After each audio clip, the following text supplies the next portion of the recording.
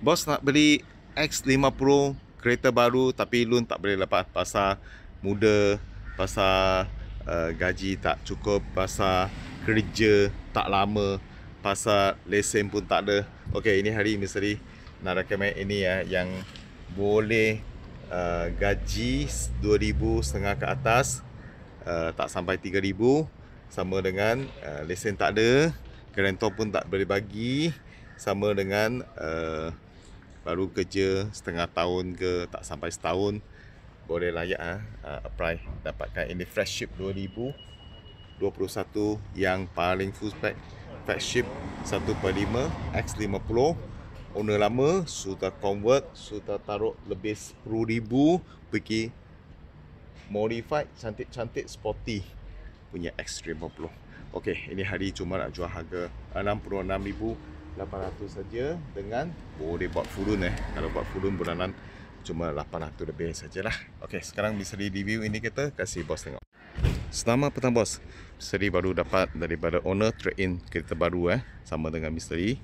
Ini tahun 2021 Proton X50 1.5 flagship paling full spec lah. Okey, kereta ni kata paling full spec, dia pun ada panoramic roof semua kira paling high spec Kereta ni owner lama sudah lebih 10,000 belanja untuk sporty kan. Sarung, bumper, skirting, sport rim dengan dalam punya aksesori lah. Kereta memang nampak sport sama dengan lampu pun sudah tukar. Sport boleh kata kalau bos tengah suka kereta-kereta sudah modified cantik-cantik, aksesori penuh-penuh. Okey, lagi boleh buat full loan. Kereta ambil balik tak payah buat apa, pakai saja. Okey, ini X50 boleh kata paling sesuai lah. Ini kereta masih under warranty lagi setahun lagi baru habis masih servis dekat Proton Kalau nak sambung warranty, kena sambung servis di Proton kereta semua elok lah, tak ada accident, tak ada banjir, engine, gearbox, suspension tip top, masih servis dekat Proton ingatkan jangan pergi luar servis, nanti warranty itu sudah hilang.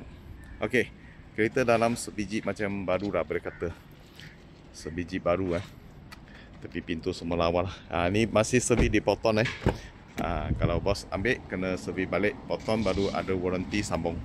Okey, ini cat daripada dulu adalah warna putih lah. Owner sudah pergi wrap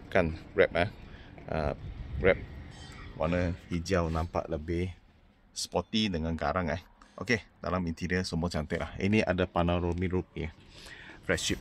Okey, harga 66,800. Buat full loan bulanan 800 lebih sajalah. Kalau ada bos minat, contact misteri. Thank you bos.